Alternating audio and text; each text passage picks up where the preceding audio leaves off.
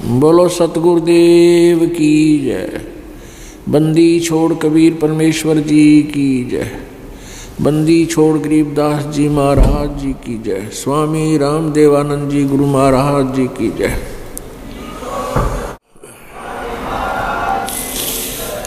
सर्व संतों की जय, सर्व भक्तों की जय, धर्मी पुरुषों की जय, श्री काशी धाम की जय, श्री छुडानी धाम की जय, श्री करोथा धाम की जय, श्री बरवाला धाम की जय। सत साहिब गरीब नमो नमो सतपुरुष को नमस्कार गुरु की नहीं।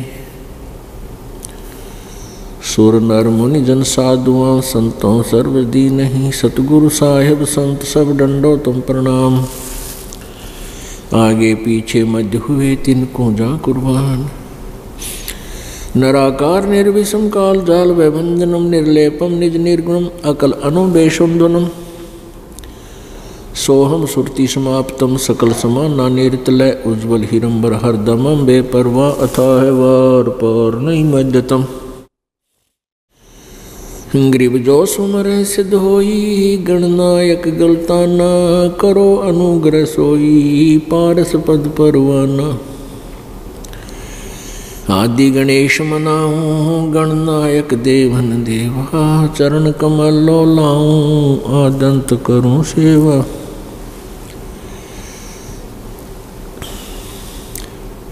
परम शक्ति संगीतम रिद्धि सिद्धिदाता सोई। अवगत गुणे अतीतम सत्पुरुष निर्मोही। जगदम्बा जगदीशम मंगल रूप मुरारी। तन मन अर्पों शीशम भक्ति मुक्ति भंडारी। सुर नर मुनि जन ध्यावे ब्रह्मा विष्णु महेशा। शेष शेष मुख गावे पूजे आदि गणेशा। इंद्र कुबेर सरीखा वरुण धर्म राय ध्यावे। समर्थ जीवन जी का मन इच्छा फल पावे। 33 कोटि आधारा ध्यावे से 88। उतरे भवजल पारा कट है यम की फांसी।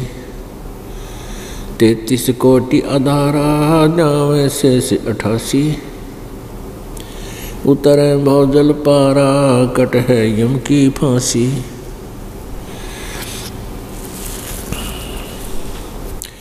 कर जोरों विनती करूं धरूं चरण पर शीस। गुरु जी राम देवानंद जी महाराज ने दियो नाम बख्शीश।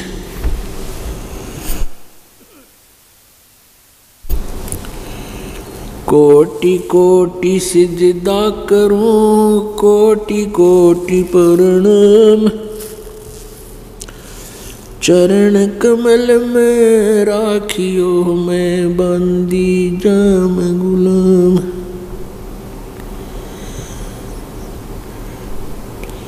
कुत्ता हूँ गुरुदेव का रामपाल दास का नाम। गले प्रेम की जेवड़ी जा खेचो जाऊं।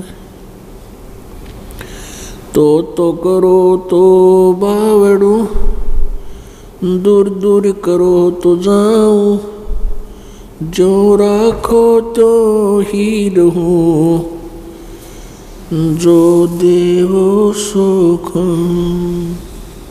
जय इब कै सतगुरु मिले सब दुख आँखों रोए। चरणों ऊपर शीश धरूं कहूँ जो कहनी हो। कबीर साईं मिलेंगे पूछेंगे कुशलात। आदि अंत की सब कहूँ अपने दिल की बात। गुरु जी तुम ना भूलियो चाहे लाख लोग मिल जाएं। हमसे तुमको बहुत है, तुमसे हमको नहीं। अब गुण किए तो बहुत किए, करत न मनिहारे। बावे बंदा बख्श दियो, बावे गर्दन उतार।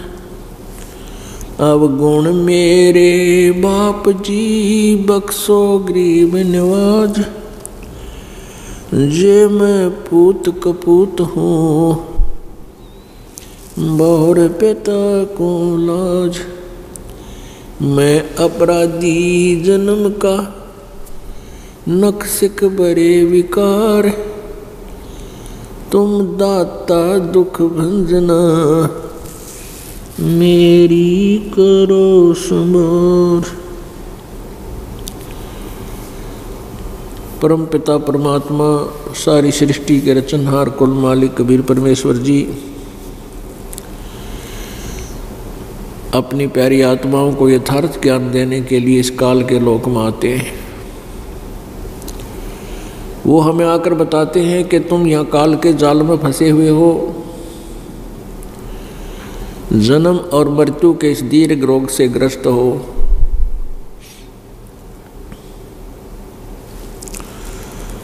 आप अपने लोक को भूल चुके हो जहाँ से तुम आए थे। इस काल भगवान ने इस ब्रह्म अर्थात ज्योति निरंजन इस काल ने आप जी को मिसगाइड किया हुआ है, आपको धोखे में देकर रखा हुआ है। आपको यहाँ एक झूठे लालच में फंसा कर रखा हुआ है और आपके ऊपर इस त्रिगुणमयी माया का विशेष प्रेशर है, दबाव है। ये आपके बस की बात नहीं है कि आप यहाँ से अपना हृदय हटा सको। उसके लिए परमात्मा ने आके एक जड़ी बताई है। इस काल के दबाव को अपने ऊपर से हटाने के लिए परमेश्वर कबीर जी ने हमें एक तरीका बताया है, विधि बताई है। उसको हम सही ढंग से पालन करते हुए, उसी विधि से अपनी धार्मिक क्रियाओं को करते हुए हम इस काल के प्रेशर को भी, दबाव को भी हटा सकते हैं और अपने उस स्थान को भी पा सकते हैं जहां हम कभी मरते नहीं थे। यहाँ पर हमारी जन्म और मृत्यु सभी की है, चाहे कोई भी है। यहाँ ब्रह्मा जी हैं, विष्णु जी, शिव जी, ये भी जन्मते और मरते हैं। इनको भी यही रोग लगा हुआ है, जन्म और मृत्यु का। और जब तक हमारा जन्म और मृत्यु का ये सिलसिला, ये झंझट समाप्त नहीं होगा, हम सुखी नहीं हो सकते। परमात्मा कबीर जी ने आगे हमें समझाना चाहा है कि यहाँ कोई प्राणी सुखी नहीं है। निर्धन ये सोचता है मेरे पास धन हो जाए मैं सुखी हो जाऊं, लेकिन धनी व्यक्ति कभी सुखी नहीं हो सकता। वैसे तो इस काल के 21 ब्रह्मांड में, इस ज्योति निरंजन ब्रह्म भगवान के 21 ब्रह्मांड में कहीं सुख नाम की वस्तु नहीं है, लेकिन हम यथार्थ सुख से परिचित नहीं है, इसलिए हमने इस झूठे सुख को ही सुख मान लिया। परमेश्वर कबीर जी ने बताया है कि झूठे सुख को सुख कहे, ये मान रहा मनमोद, ये सकल चबीना काल का, कुछ मुख में कुछ गोद। निर्धन सोचता है मैं धनवान हो जाऊं तब सुखी होऊंगा, धनवान को सपने में भी सुख नहीं होता। धनवान सोचता है कि ये राजा लोग सुखी होंगे, राजा लोग इनसे भी महादुखी होते हैं। एक परिवार का मुखिया जिसमें 5-6 सदस्य ही होते हैं, उनकी व्यवस्था में, पालन पोषण में, उनके गर्मी सर्दी के कपड़े, ब्याह शादी, इसी व्यवस्था में कितना परेशान रहता है, कितना बिजी रहता है, वो सुखी नहीं होता। और एक बहुत बड़े अक्षेत्र का मुखिया, राजा जो है प्रजा का पिता होता है, और राजा को स्वाभाविक होता है कि उसकी जनता दुखी ना हो, क्योंकि जनता दुखी होकर के फिर विद्रोह कर देती है। उसकी एक मजबूरी होती है, जनता को सुख खुश रखूं, उसको पूरी सुविधाएं दूं ताकि वो मेरा विरोध ना कर ले। तो इस कारण से राजा सारा दिन रात दुखी रहता है, क्योंकि एक छोटे से परिवार का मुखिया कितना दुखी होता है उनकी व्यवस्था में, और राजा तो फिर बहुत बड़े क्षेत्र का प्रबंधक हो गया। तो यहाँ परमात्मा कहते हैं राजा ये सोचता है कि स्वर्ग के देवता ही सुखी होंगे।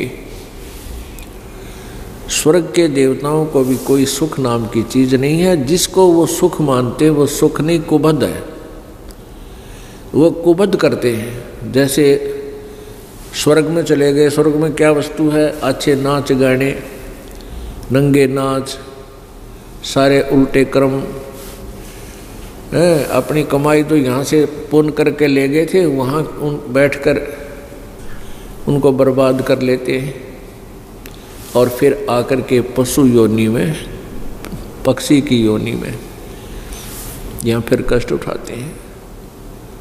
अब देवता लोग समझते हैं इंद्र सुखी होगा, इंद्र देवताओं का राजा है। लेकिन इंद्र के जीवन से आप परिचित हो जाओगे तो सपने में भी इंद्र की गद्दी, राज्य की आप इच्छा नहीं करोगे, क्योंकि इंद्र अपने शासन काल को पूरा करके जब मृत्यु को प्राप्त होता है, वो सीधा गधे के शरीर को प्राप्त करता है, गधा बनता है। तो बताओ उसका क्या करेंगे हम? अब उस स्वर्ग के राज ने भी के चाटेंगे। अपने जो पुण्य थे वो तो राज्य के करके वहाँ बकवाद करके, क्योंकि राजा भी, इंद्र भी स्वर्ग सुखी नहीं है। इन पुराणों के अंदर देखिएगा, इंद्र के ऊपर, देवताओं के ऊपर राक्षसों ने दावा बोल दिया, और राजा भी ना, इंद्र भी राज छोड़ कर भाग गया, गद्दी जा छुपा किते गुफाओं में, धक्के खाता इंडिया। यहाँ सारे मार मार हो रही है। अब इंद्र सोचता है कि ब्रह्मलोक में गए हुए साधक वो ही सुखी होंगे। ब्रह्मलोक एक उच्च क्वालिटी का, उच्च स्तर का रेस्टोरेंट है, वहाँ और ज़्यादा बकवाद है। एक समय मार्कंडे ऋषि तपस्या कर रहा था, तप कर रहा था। इंद्र को एक चिंता लग जाती है, इंद्र को एक इंस्ट्रक्शन दी जाती है स्वर्ग के राजा को कि तेरे शासन काल में यदि किसी ने इंद्र की गद्दी प्राप्त करने योग्य धार्मिक अनुष्ठान कर लिए तो तेरे को बीच से ही गद्दी से वंचित कर दिया जाएगा, राज्य से रहित कर दिया जाएगा। उसके लिए इंद्र क्या करता है कि कोई ऐसी साधना ना कर ले, उसकी साधना को खंड करवाता है। और ये राजनीति इतनी घटिया होती है, राज्य को सुरक्षित रखने के लिए राजा ना जाने कितने घटिया स्तर पर उतर जाता है, ना जाने कितने जुल्म या घटिया स्तर के कर्म भी करने को तैयार हो जाता है। इतनी बुद्धि मलिन हो जाती है। इंद्र ये देखता रहता है कि कहीं कोई तेरी गद्दी को प्राप्त करने योग्य तपस्या अनुष्ठान ना कर ले, धार्मिक अनुष्ठान ना कर ले, अगर कोई कर रहा होता है तो उसको खंडित कराता है।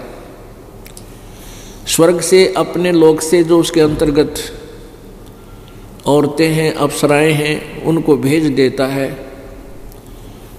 और वो उनकी तपस्याओं को किसी न किसी कारण से खंड करवाए, नहीं तो वो फिर वहाँ उनकी पिटाई करता है। पुण्यात्माओं, हमारे साथ कितना जुल्म हो रहा है बिना ज्ञान के।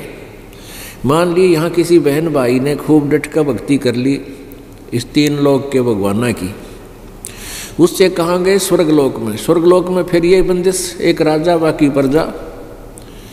वो अच्छी आत्माएं वहाँ देव कहलाती हैं, देवी कहलाती हैं। उन देवियों का फिर वो राजा मिसयूज करता है, स्वयं भी बकवाद करता है और फिर अपने शासन को सुरक्षित रखने के लिए इस तरह उनको दबाव दे करके, प्रेशर से, और भेजता है कि उस व्यक्ति का तू उसके पास जा, गंदा कर्म कर और उसके तप को खंड करवा, नहीं तो तेरे को यहाँ सजा दूंगा। ऐसे जुल्म। और जहाँ पर वो देखता है कि अप्सराएं सक्सेस नहीं हो पाएंगी, अपनी पत्नी को भी इस दुष्कर्म के लिए भेज देता है, राज्य को सुरक्षित रखने के लिए। ये राज्य की इतनी गंदी चसक होती है। परमात्मा कहते हैं आपको जब ये ज्ञान होगा, सतगुरु मिले तो इच्छा मेट पद्मल पदे समाना, कोई संत मिलेगा तो यहाँ से ऐसे ज्ञान दे करके आपकी बुद्धि को हटा करके सतलोक में जोड़ेगा। और जहाँ आशा ता बासा होई, मन कर्म वचन सुमरियो सोई। इंद्र ने एक अप्सरा भेजी मार्कंडे गोसाई, ऋषि मार्कंडे गोसाई की जो ना तपस्या को भंग कराने के लिए। उस उर्वशी ने बहुत सुंदर हार श्रृंगार किया, पूरे शरीर के ऊपर सुंदर सुगंधित लेप किया और वहाँ मार्कंडे ऋषि जहाँ बैठे तप कर रहे थे उसके सामने डांस करने लगी और अपनी सिद्धि से वहाँ एक ऐसा माहौल बना दिया, ऐसा वातावरण बना दिया, बहुत सुंदर, ना गर्मी ना ठंड, सर्दी रही, बसंत जैसा मौसम बना दिया और वहाँ डांस करने लगी।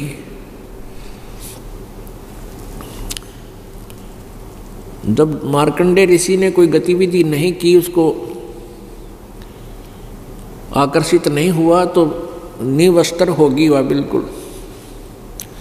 तो मार्कंडे ऋषि ने कहा कि हे बेटी, हे माई, हे बहन, यहाँ किस कारण आई, अपना उद्देश्य बता।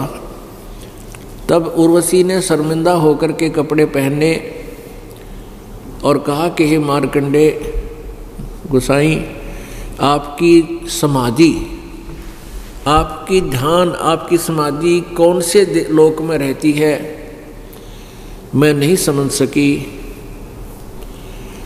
मेरे इस स्वरूप को देखकर ये बनखंड में जितने भी तपस्वी थे सभी का जो है तप खंड हो गया मेरे देखने मात्र से। और आपने ऐसी कहाँ समाधि लगा रखी थी? समाधि मीन मेडिटेशन, मेडिटेशन हिंदी में ध्यान कहते हैं, कि आपका ध्यान कहाँ गया हुआ था? आंखें खुली हुई थी। मार्कंडे ऋषि ने कहा कि आपसे कोई सुंदर हो उसको भेज। और मेरी जहाँ समाधि थी, समाधि क्या होती है? जैसे एक दूरबीन होती है सूक्ष्मदर्शी, वो दूरबीन की रेंज होती है। ये भक्ति की शक्ति से हमारे अंतःकरण में वो व्यवस्थित हो जाती है। जितनी भक्ति करते हैं उतनी ही हमारी समाधि की रेंज बढ़ती चली जाती है। तो समाधि में जैसे आंखें यहाँ खोलो या बंद रखें, ध्यान हमारा कहीं और पहुँच जाता है। जैसे हम कहीं गए हों, कभी देखा हो कोई स्थान, हम यहाँ बैठे हैं, आंखें खुली हैं, हमारा ध्यान वहाँ पहुँच जाता है, उस गांव में, नगर में, रिश्तेदारी में और उन मकानों में घूम आता है, कहाँ बैठा था, किससे बातें की थी, ऐसे ये ध्यान है। तो ये तो एक वैसे ध्यान है, मन घूम आया। एक ऐसी स्थिति होती है कि यहाँ बैठा ऊपर के लोगों को या दूर देश में यहाँ पर भी वो देख सकता है कौन व्यक्ति कहाँ बैठा है, और ऐसे यहाँ बैठा उसकी आत्मा, वो समाधि बोलते हैं, वहाँ पहुँच जाती है। तो उसने बताया कि मेरी समाधि में जहाँ मेरा ध्यान गया हुआ था, जहाँ मैं नाच देख रहा था। अब पुण्यात्माओं, एक कंसेप्ट को क्लियर करने के लिए बहुत सी जो है ना आपको ज्ञान बताने पड़ेंगे, बहुत सी जो है प्रमाण देने पड़ेंगे। अब समाधि कैसे लाई जा सकती है? समाधि के लिए जैसे समाधि लगा कर कहते हैं ना, भजन करे और कई वर्षों तक बैठा रहा, कई कई घंटे बैठा रहता है, तो उसमें ऐसा ही होता है। हमारे शरीर में ये कमल बने हुए हैं, और अभ्यास हठ योग से करते करते कोई चैनल उसकी पिछली पुण्य कमाई से कोई चैनल ऑन हो गया, यानी कोई कमल खुल गया, उसमें वो आत्मा उसका प्रवेश कर गया। शरीर यहीं पर है, वो अपने ही शरीर में अंदर से ही उस टीवी पर देखता देखता अंदर घुस जाता है, और उस कमल में, यानी जैसे गणेश जी के कमल में, मूल कमल में प्रवेश हो गया, उसके लोक में समाधि पहुंच गई ऑटोमेटिकली। और वहाँ जो हो रहे हैं नाच गाने, कोई भी क्रिया, किसी प्रकार का कोई राज का पाठ का कोई व्यवस्था, गण हैं वह बैठे हैं, बातें कर रहे हैं, कोई कहीं कुछ हो रहा है, कहीं कुछ हो रहा है, जैसे इस लोक में चल रहा है, ऐसे वो देखता रहता है। उसको पता ही नहीं होता तू यहाँ बैठा है कितनी देर होगी, नहीं तो बैठ नहीं सकता ये मन, 1 मिनट भी ना बैठने दे, 10 मिनट में कोई न कोई मुरोड़ी लगा देगा, चल वहाँ चलते हैं, ऐसा देखते हैं, ऐसा करते हैं। जैसे फिल्म देखते हैं, 3 घंटे होते हैं और 3 घंटे का पता नहीं लगता देखनिया ने, यदि उनके अनुकूल होता हुआ। तो इसी प्रकार ये अंदर एक फिल्म देखते रहते हैं, और इस कारण से ये काफ़ी वर्षों तक न्यों बैठा करते, और उस बैठे रहने से इनको तप बन जाता है, और कभी याद आ जाता है तो ये मंत्र का जाप भी करते हैं। इन दोनों का मिला जुला जो संयोग है, इनको स्वर्ग में प्राप्त होता है। जिसने ज़्यादा समाधि मेडिटेशन यानी हठ योग किया, तप किया, तो उसको इंद्र बना दिया जाता है, स्वर्ग का राजा भी बन जाता है। ओम नाम का जाप साथ में ये हठ योग करने वाले पहले ब्रह्मलोक में जाते हैं, और ब्रह्मलोक के बाद फिर ये पृथ्वी पर राज्य प्राप्त करते हैं, और उसके बाद 84 लाख योनियों में धक्के खाते हैं। तो मार्कंडेय ऋषि कह रहा कि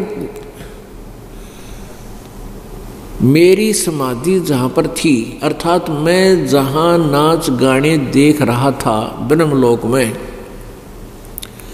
वहाँ नाचने वाली अप्सराओं की तेरे जैसी तो वहाँ 7 नौकरानी थी, 7, उनके पैर धोने वाली। तो मैं तो उनके डांस देख रहा था,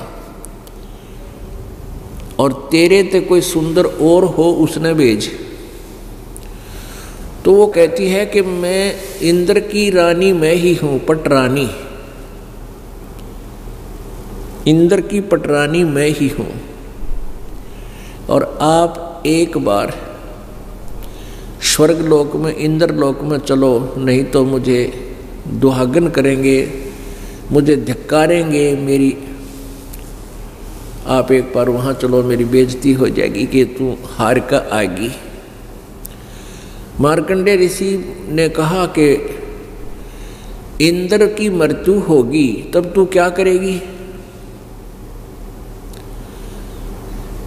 उर्वशी ने कहा कि मैं ऐसे ऐसे 14 इंद्रों को वरूंगी। अब पुण्यात्मा इस काल के जाल से परिचित हो अच्छी तरह। वो पुण्यात्मा जो वहाँ पटरानी बनी है स्वर्ग के राजा की, उस पुण्यात्मा ने कितने साधना की, यहाँ की कितने जबरदस्त साधना की होगी, कितनी लंबी आयु प्राप्त की। कहती है 14 इंद्र वरूंगी मैं और फिर मरूंगी। एक इंद्र का शासनकाल 72 चतुर्युगी 72। ये जो चतुर्युगी किसे कहते हैं? सतयुग, त्रेता, द्वापर, कलयुग, इन चारों युगों का जो पीरियड है इसको चतुर्युगी कहते हैं। ये कितना होता है? 43,20,000 वर्ष। एक चतुर्युग 43,20,000 वर्ष का। और एक इंद्र का शासनकाल 72 चतुर्युग 72। और वो कहती है कि मैं ऐसे ऐसे जो 72 चतुर्युग तक राज करेंगे, फिर ये इंद्र तो मर जाएगा जो वर्तमान में है, ये तो गधे की योनि में जाएगा। उसके बाद दूसरा जिसने तप कर रखा है वो रिजर्व है, उसको फिर बैठा दिया जाएगा, वेटिंग लिस्ट में है वो इंद्र का स्वर्ग का राजा इंद्र बन जाएगा, इंद्र की पदवी पावेगा।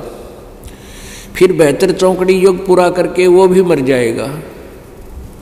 ऐसे 14 इंद्र मरेंगे, अपना शासनकाल पूरा करेंगे, तब तक मैं प्रत्येक इंद्र के साथ उस स्वर्ग में आनंद लेती रहूंगी, उनकी पत्नी बनी रहूंगी।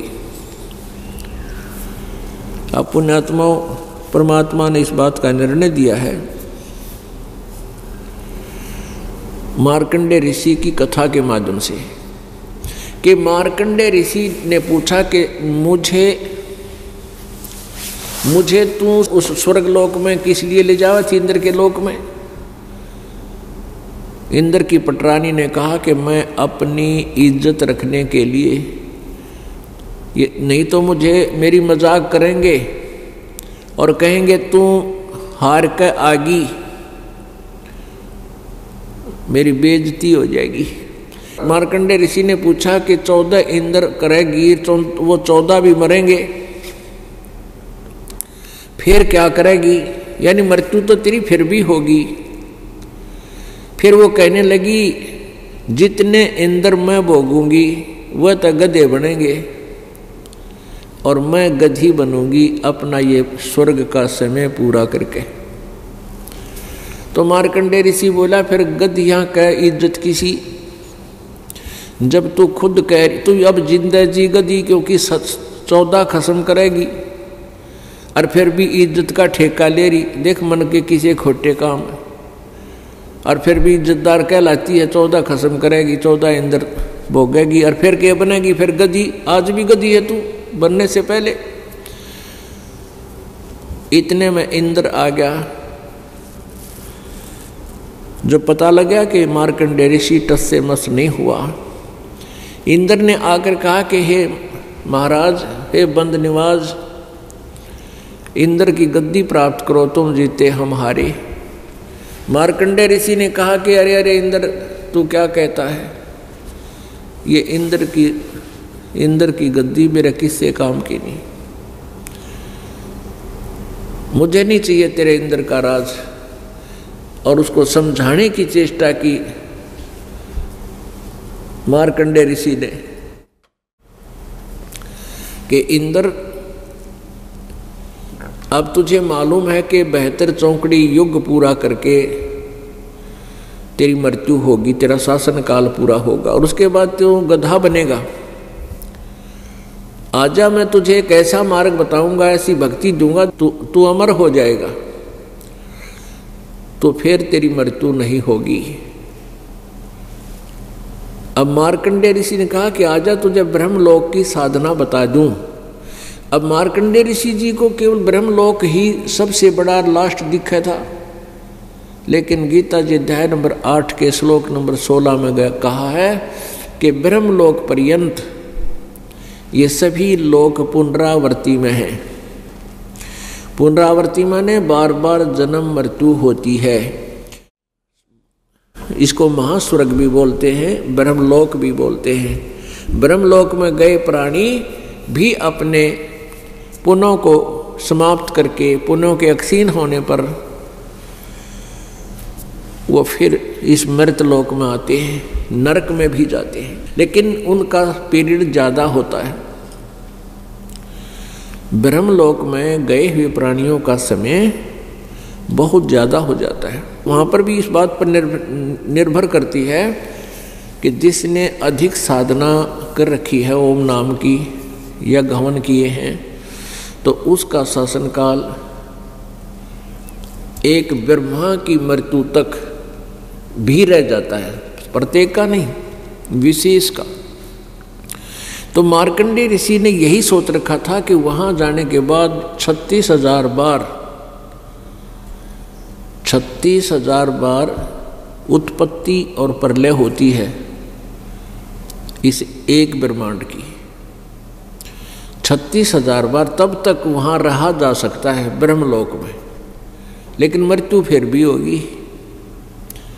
तो पुण्यात्माओं, परमेश्वर कबीर जी ने आकर हमें यह ज्ञान दिया है, स्वयं ही आकर हमें यह ज्ञान बताया है कि इस जन्म मृत्यु के रोग से छूटने के लिए आप जी को मेरे द्वारा यानी कबीर परमेश्वर जी द्वारा बताई गई साधना का अनुसरण और उसका पालन करना होगा। फिर तुम्हारी मृत्यु कभी नहीं होगी, सतलोक चले जाओगे। पुण्यात्मा, ब्रह्मा जी की भी मृत्यु होगी, विष्णु जी की भी मृत्यु होगी और शिव जी की भी मृत्यु होगी। इनका पिता है ज्योति निरंजन, की माता है दुर्गा या अष्टांगी प्रकृति देवी, इसकी भी मृत्यु होगी। जो इनका पिता है काल, इसको ब्रह्म बोलते हैं, ब्रह्म जो 21 ब्रह्मांड का स्वामी है, इस ब्रह्म की भी मृत्यु होगी। अब यहां थोड़ा सा कंसेप्ट क्लियर करना पड़ेगा, क्योंकि पवित्र हिंदू धर्म के अनुयायी जो हैं हिंदू, ये ब्रह्मा विष्णु महेश को अजरो अमर मानते हैं दंत कथा के आधार पर, लोक वेद के आधार, जबकि इनकी जीवनी में लिखा है कि इनका जन्म मृत्यु होता है। इसके इनके माता पिता हैं। ये देखिएगा श्रीमद् देवी भागवत पुराण यानी दुर्ग शक्ति पुराण, श्रीमद् देवी भागवत सचित्र मोटा टाइप केवल हिंदी, गीता प्रेस गोरखपुर।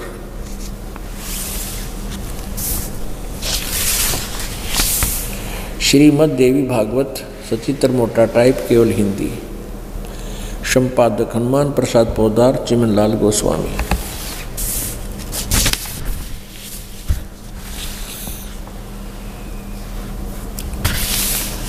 प्रकाशक एवं मुद्रक गीता प्रेस गोरखपुर, गोविंद भवन कार्यालय कोलकाता का संस्थान।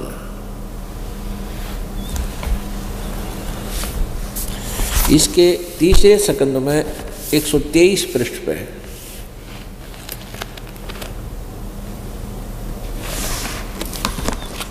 ये है संक्षिप्त देवी भागवत तीसरा स्कंद, पृष्ठ 123 पृष्ठ पे। यहां से शुरू करते हैं। भगवान विष्णु जी अपनी माता दुर्गा की महिमा करता है और कहता तुम शुद्ध स्वरूपा हो, यह सारा संसार तुम्हीं से उद्भासित हो रहा है। मैं ब्रह्मा और शंकर हम सभी तुम्हारी कृपा से विद्यमान हैं। हमारा आविर्भाव बिन जन्म, तिरोभाव बिन मृत्यु हुआ करता है। हमारा तो जन्म और मृत्यु, आविर्भाव और तिरोभाव होता है, अर्थात हम अविनाशी नहीं हैं। केवल तुम ही नित्य हो, तुम ही अविनाशी हो, जगत जननी हो, प्रकृति और सनातनी देवी हो। ये प्रकृति भी दुर्गा को ही कहते हैं। अब यहाँ देखिएगा, भगवान शंकर बोले, देवी यदि महाभाग विष्णु तुम्ही से उत्पन्न हुए हैं, प्रकट हुए हैं, तो उनके बाद उत्पन्न होने वाले ब्रह्मा भी तुम्हारे ही बालक हुए। फिर मैं तमोगुणी लीला करने वाला शंकर क्या तुम्हारी संतान नहीं हुआ? अर्थात मुझे भी उत्पन्न करने वाली तुम ही हो। शिवे, संपूर्ण संसार की सृष्टि करने में तुम बड़ी चतुर हो। इस संसार की सृष्टि, स्थिति और संहार में तुम्हारे गुण सदा समर्थ हैं। उन्हीं तीनों गुणों से उत्पन्न हम ब्रह्मा, विष्णु एवं शंकर, यानी रजगुण ब्रह्मा, सतगुण विष्णु, तमगुण शिवजी शंकर नियम अनुसार कार्य में तत्पर रहते हैं। अब इस पवित्र पुराण ने तीसरे स्कंद में 123 पृष्ठ पर यह स्पष्ट कर दिया कि ब्रह्मा, विष्णु, महेश ये तीनों नासवान हैं और दुर्गा इनके जन्म देने वाली है, इनकी माता है, जननी है। और दूसरा ये कंसेप्ट क्लियर, तीसरा ये हो गया कि रजगुण ब्रह्मा है, सतगुण विष्णु, तमगुण शिव जी। और चौथा कंसेप्ट ये क्लियर हुआ कि ये केवल नियमित काम कर सकते हैं। नियमित, जैसा कर्म आपका है वैसा ही दे सकते हैं, इसमें कोई परिवर्तन नहीं कर सकते। जैसे अभी तक हम सुनते आए हैं कि जैसे कर्म करेगा वैसा फल देगा भगवान। तो ये भगवान तो ब्रह्म तक भी, पर ब्रह्म तक भी एक पूर्ण ब्रह्म न छोड़कर, पार ब्रह्म को छोड़कर जितने भी ये भगवान हैं, ये केवल वर्क डन दे सकते हैं। जैसा किया वैसा ही फल मिलेगा। पुण्य के लिए अलग अकाउंट है, खाता है, और पाप का अलग से, तो दोनों ही भोगने पड़ते हैं। तो ये स्पष्ट कर रहे हैं कि हम तो केवल वही जो सीमित हमारी पावर्स हैं, उस पावर्स के हिसाब से हम सब काम करते हैं। हम किसी में कुछ चेंज नहीं कर सकते, नियमित काम करते हैं। पुण्यात्मा, जब तक ये तत्व ज्ञान हमें प्राप्त नहीं हुआ था, इस दास को भी पवित्र हिंदू धर्म में जन्म होने के कारण ब्रह्मा, विष्णु, महेश की वो लोक वेद कहानियाँ सुना करते थे। इनके कोई माता पिता नहीं, अजरो अमर है, यही सर्वशक्तिमान है, ये स्थिति, संहार और सृष्टि यही करते हैं। अब इनकी जीवनी हम खुद पढ़ने योग्य हुए।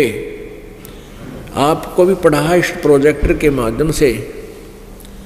तो अब हम ये डले नहीं ढोएंगे। हम ये भगवान जितनी शक्ति रखते हैं हम इससे परिचित हो गए। ये बुरे नहीं बताए। जैसे गीता जी अध्याय नंबर 2 श्लोक नंबर 46 में कहा कि अर्जुन, एक बहुत बड़े जलाशय की प्राप्ति के उपरांत छोटे जलाशय में जैसी आस्था रह जाती है, इसी प्रकार उस परमात्म तत्व को जानने के उपरांत अन्य ज्ञान में तेरी जैसी बुद्धि रह जाए, आस्था रह जाएगी, तेरी उतनी ही आस्था रह जाएगी। कहने का भाव यह है कि जैसे पहले तालाबों के ऊपर, जलाशयों के ऊपर आश्रित होता था मानव जीवन, फल फ्रूट बहुत होते थे, नाना आहार करना, कोई सब्जी बो लेते थे, थोड़ी बहुत कुछ अपना खेती करते थे, तो भी इन तालाबों का ही सहयोग दिया करते थे। वर्षा समय पर हो जाया करती थी, वर्षा होती रहती, कई बार अकाल भी गिर जाते थे। तो जैसे छोटे तालाब में जिस पर आश्रित है वो व्यक्ति, एक परिवार ऐसे 10-10, 5-5 परिवार एक तालाब के किनारे रहा करते थे, झोंपड़ी डाल डोल गए।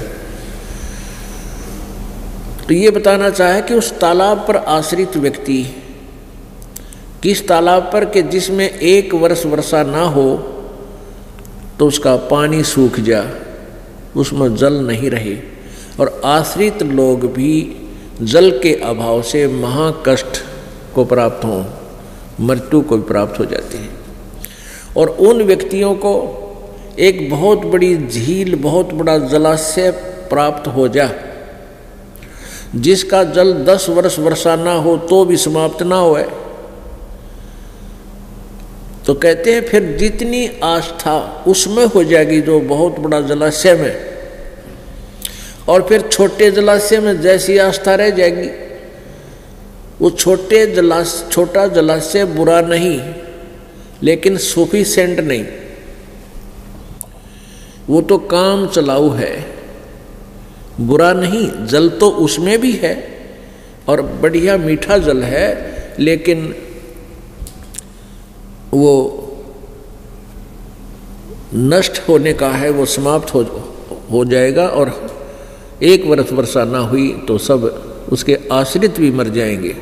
तो कहने का भाव यह है कि बड़ा जलाशय जब मिल जाएगा तो छोटे में आस्था, छोटा जलाशय बुरा नहीं, लेकिन वहाँ रह कोई नहीं, फिर ठाक है झोंपड़ी वहाँ जा डालेंगे उसके आसपास, चाहे 10 किलोमीटर 20 किलोमीटर पर हो, चाहे 100 किलोमीटर पर, अपनी जान बचानी है। तो ऐसे ही बताया कि जब इन पूर्ण परमात्मा की महिमा से परिचित होने के बाद आप जी की आस्था इन ब्रह्मा विष्णु महेश और ब्रह्म में ऐसे रह जाएगी जैसे छोटे जलाशय में रह जाती है। छोटा जलाशय बुरा नहीं लगता, लेकिन उसकी औकात का पता लग गया कि ये तक कभी भी धोखा दे सकता है। यो भी सुख है, बरसाना होता है, और हम भी मरेंगे साथ में। फिर कोई उधर दौड़ के चला जाता है, वहाँ तुरंत पहुँच जाते हैं। इसी प्रकार पुण्यात्माओं, आप जी को और हमें सभी पहले ज्ञान नहीं था, और हम इन्हीं भगवानों पर, इसी जलाशय पर आश्रित थे। अब हमें वो झील मिल गई, वो बड़ा जलाशय प्राप्त हो गया, यानी सतलोक का ज्ञान हो गया। तो वहाँ चलने की, वहाँ पहुँचने की तैयारी करनी चाहिए। उसके लिए क्या बताते हैं, परमात्मा ने आके बताया है कि उसके कुछ प्रोसीजर है, उसको अपनाइए, कुछ क्रियाएं हैं वो कीजिए, फिर आप वहाँ पहुँच जाओगे, जहाँ जाने के बाद फिर कभी किसी वस्तु का अभाव आपको नहीं होगा। उसके लिए सबसे पहले बताया है कि सतगुरु की खोज करो। पुण्यात्मा, वैसे तो गुरु शब्द पर्याप्त है। गुरु होता है जो कोई मार्गदर्शन करता है। जैसे वैसे तो गुरु जैसे कोई आम व्यक्ति है, कोई लकड़ी का गुरु है, कोई लोहे का गुरु है, कोई मटके बनाना सिखा वो गुरु है, कोई आभूषण बनाने सिखाता वो गुरु है, कोई अक्षर ज्ञान कराते हैं टीचर वो गुरु हैं। और प्रारंभ में माता पिता भी गुरु होते हैं, बच्चे को उठना बैठना खिलाना चलना बोलना सिखाते हैं।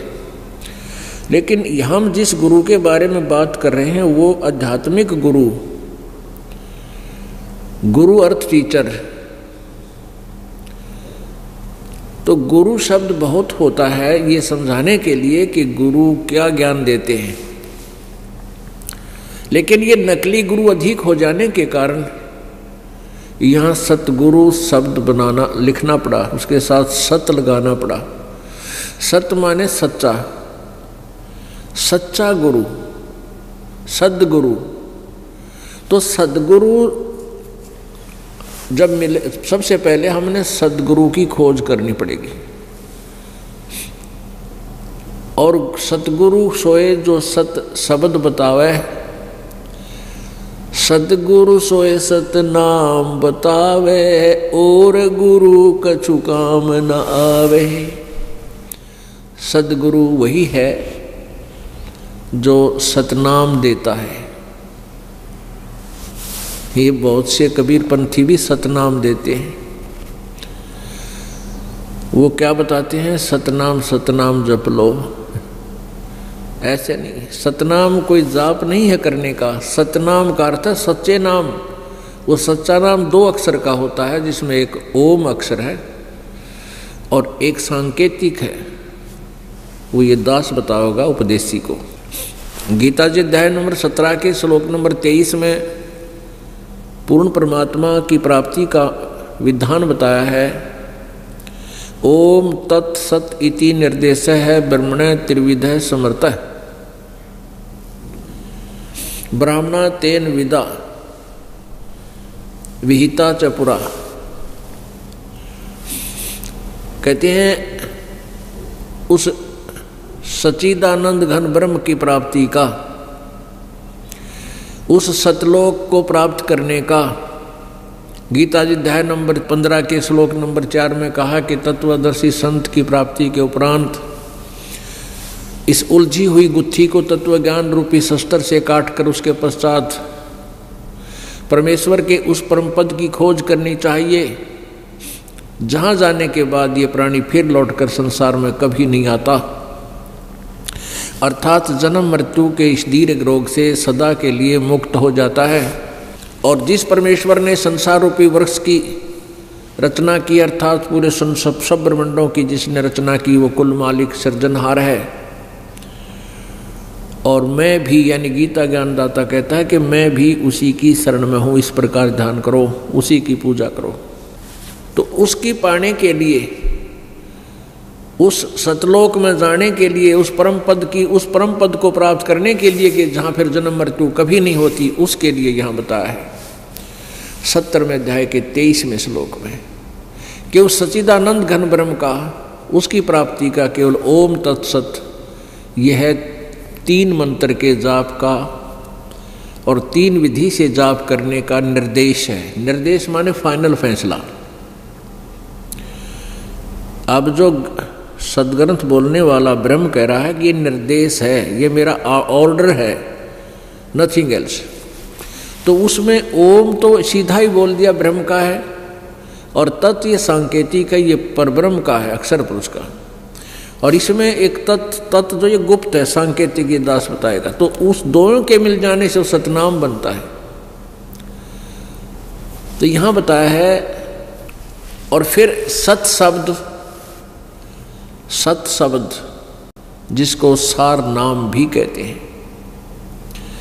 तो यहाँ ओम तत् ये 2 मिलकर सतनाम बन जाता है। तत् ही सांकेतिक है और सत ये सार नाम की तरफ संकेत है।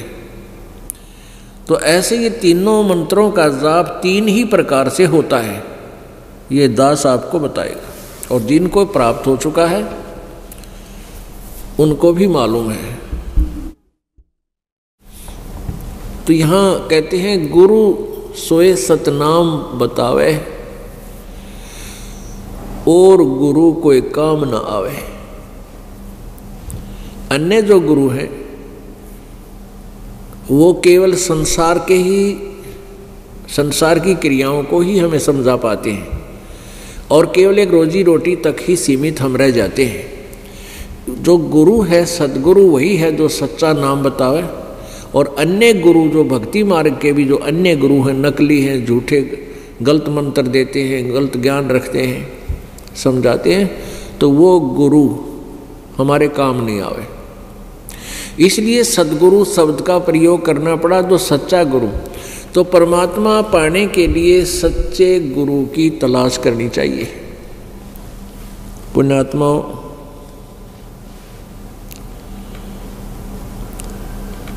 परमात्मा पूर्ण ब्रह्म सर्वश्रेष्ठ रचनहार कबीर देव, कबीर साहब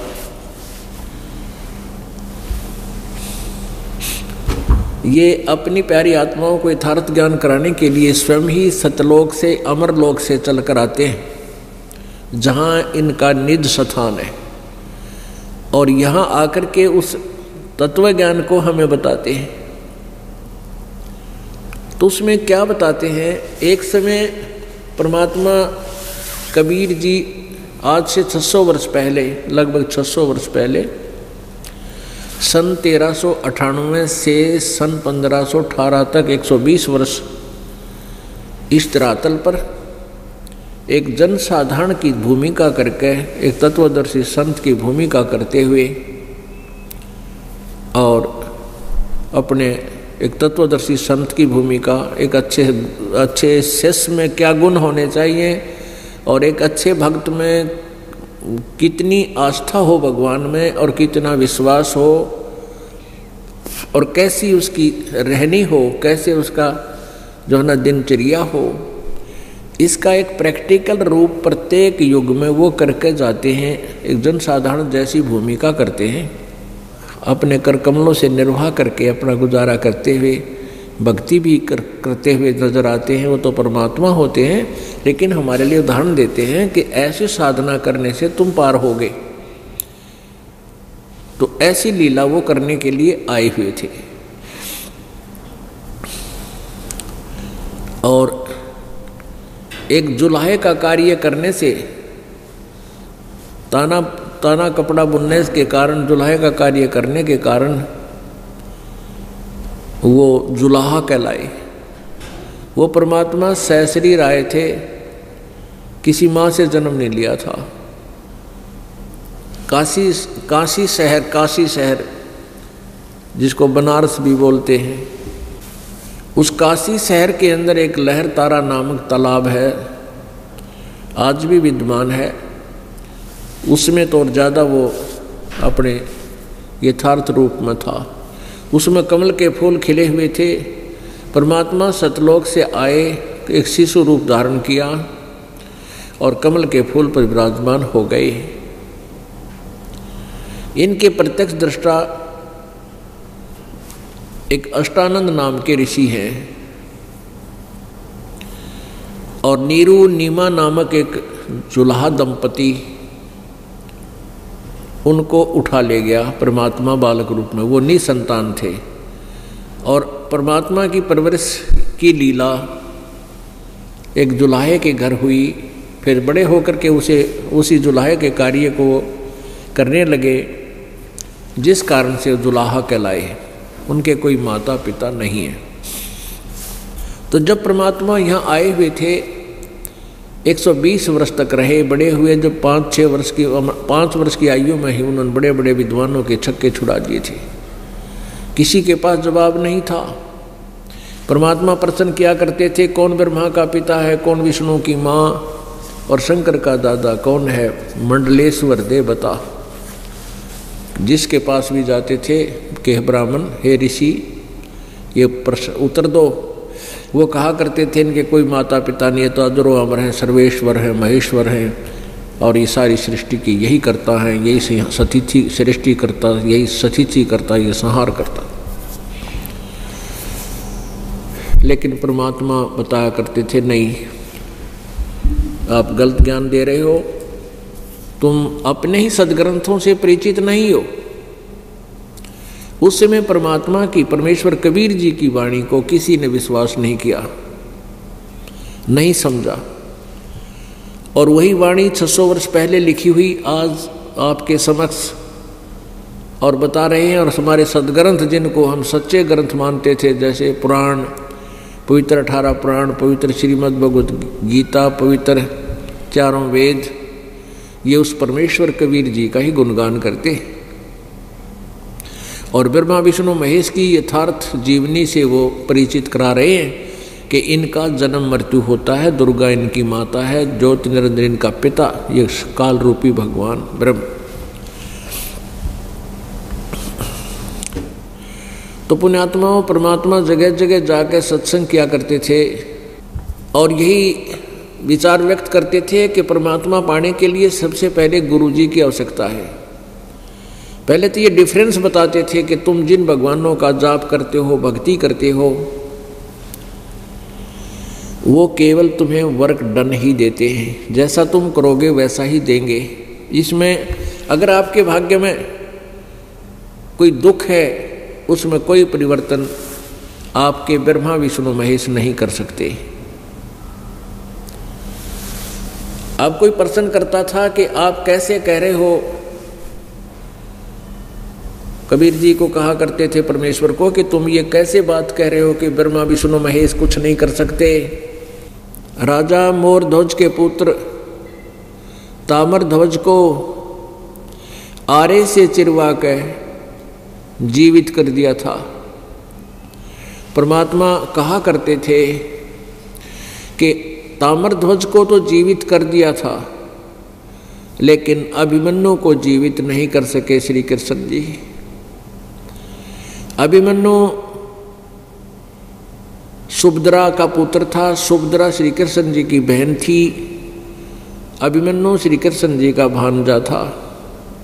अपने भांजे को जीवित नहीं कर सका, जबकि पांडवों का कुल नाश हो रहा था।